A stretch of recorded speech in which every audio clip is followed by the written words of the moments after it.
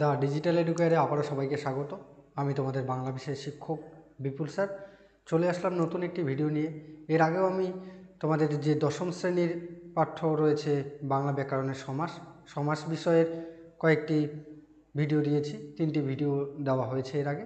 প্রথমে আমি আলোচনা করেছি সমাস সংক্রান্ত কিছু তথ্য এবং পরে ভিডিওতে আলোচনা করা হয়েছে দ্বন্দ্ব সমাস এবং কর্মধারা সমাস। আজকে আলোচনা করব এই যে তৎপুরুষ সমাস সম্পর্কে। চলো ভিডিওটি দেখতে থাকো।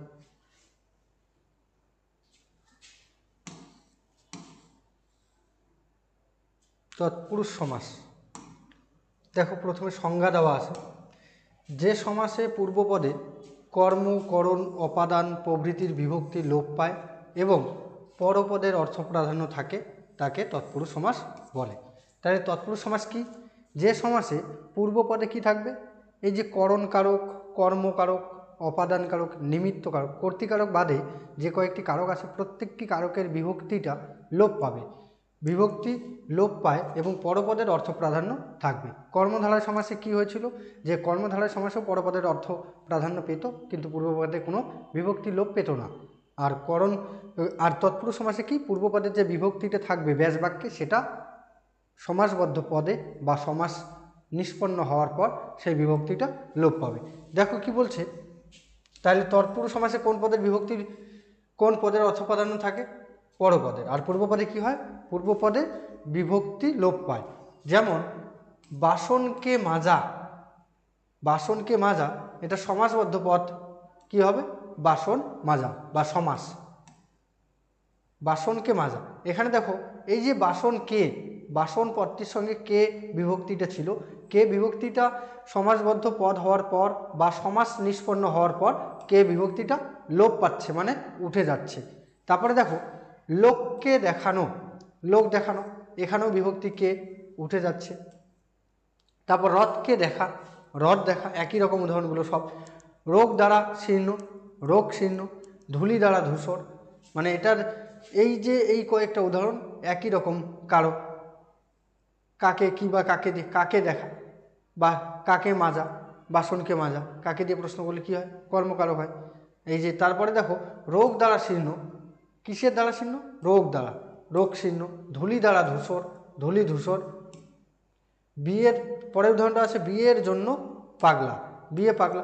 এখানে এই যে পরপদ পাগলা, পরপদের অর্থ প্রাধান্য পাচ্ছে এবং পূর্বপদের যে বিভক্তিটা এটা উঠে যাচ্ছে। তাহলে তৎপুরুষ সমাসে কি হবে? পরপদের অর্থ প্রাধান্য থাকবে এবং পূর্বপদের বিভক্তি লোপ পাবে, বিলুপ্ত হবে বা উঠে যাবে। তারপর তীর্থযাত্রা, এটা হবে তীর্থের জন্য যাত্রা,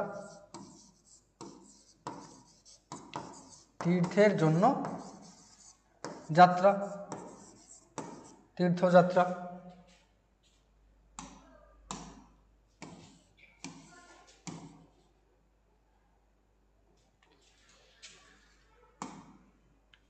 তারপরে উদাহরণ দেখো সত্য থেকে ভ্রষ্ট, সত্য ভ্রষ্ট, মানে কোনো কিছু থেকে বিচ্যুত হওয়া, ছিন্ন হওয়া, এই সমস্ত কিছু বোঝালে কি হয়? অপাদান কারক, অপাদান কারকের এটা সমাস হচ্ছে। অপাদান কারক কোন সমাস?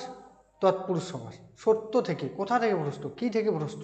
সত্য থেকে ভ্রষ্ট হচ্ছে, ভ্রষ্টটা পরপদ, পরপদে অর্থ প্রাধান্য, সত্য থেকে ভ্রষ্ট, তাই এটা কি সমাস? তৎপুরুষ সমাস। তারপর বিলাত থেকে ফেরত, বিলাত ফেরত। তারপর আদি থেকে অন্ত, আদ্যন্ত। বিশ্বের স্রষ্টা, বিশ্ব স্রষ্টা। হংসের রাজা, রাজহংস।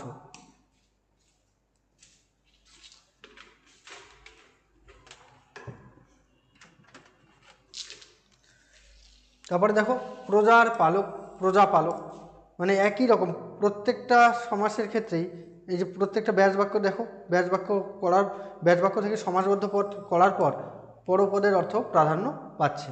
গাছে পাকা, গাছ পাকা, গাছে মানে কোথায় পাকা, কোথায় কখন কবে দিয়ে প্রশ্ন করলে কি হয়?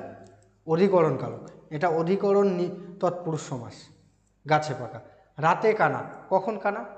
রাতে কানা, সময়কে বোঝাচ্ছে। রাত কানা, পরপদের অর্থ প্রাধান্য পাচ্ছে। জগতে বিখ্যাত, জগৎ বিখ্যাত। লোকে বিখ্যাত, লোক বিখ্যাত। তাহলে তৎপুরুষ সমাসে করার সময় একটা জিনিস সবসময় লক্ষ্য করবে যে তৎপুরুষ সমাসে পরপদের অর্থ প্রাধান্য থাকবে এবং পূর্বপদের বিভক্তি লোপ পাবে বা উঠে যাবে।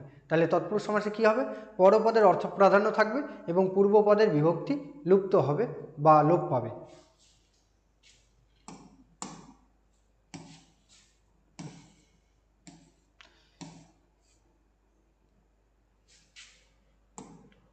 দেখো না তৎপুরুষ, তৎপুরুষ সমাসের একটা গুরুত্বপূর্ণ ভাগ হলো না তৎপুরুষ।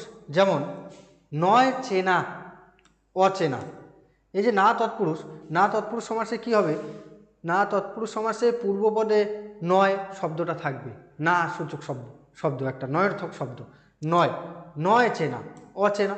এখানে এই যে নয় চেনা অচেনা, চেনা পরের পদের অর্থ প্রাধান্য পাচ্ছে। নয় কাজ অকাজ, নয় আহার অনাহার, নয় মিল গরমিল।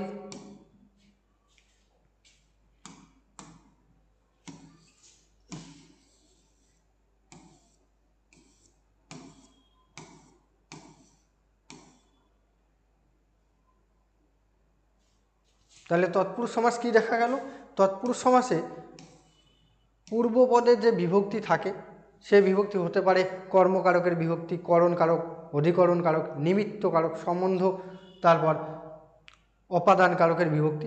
এই বিভক্তিটা উঠে যাবে কখন, ব্যাস বাক্য হওয়ার পর বা সমাস নিষ্পন্ন হওয়ার পর বা সমাসবদ্ধ পদ হওয়ার পর কী হবে, বিভক্তি উঠে যাবে, পূর্বপদের বিভক্তি উঠে যাবে এবং পরপদের অর্থ প্রাধান্য থাকবে। তো এই ছিল তৎপুরুষ সমাসের আলোচনা। আশা করি তোমরা বুঝতে পারলে। সমাসগুলো করার সময় মানে প্রত্যেকটি ব্যাসবাক্য করার সময় ব্যাসবাক্যটা ঠিকঠাক করতে হবে, ব্যাসবাক্য ঠিকঠাক করতে পারলে সমাস নিষ্পন্ন করতে পারবে। তো তৎপুরুষ সমাসের আলোচনা এত পর্যন্তই থাকলো। তোমরা ভিডিওটি অবশ্যই দেখবে, আর ভিডিওটি যদি ভালো লাগে লাইক কমেন্ট শেয়ার সাবস্ক্রাইব করে দিবে। ধন্যবাদ।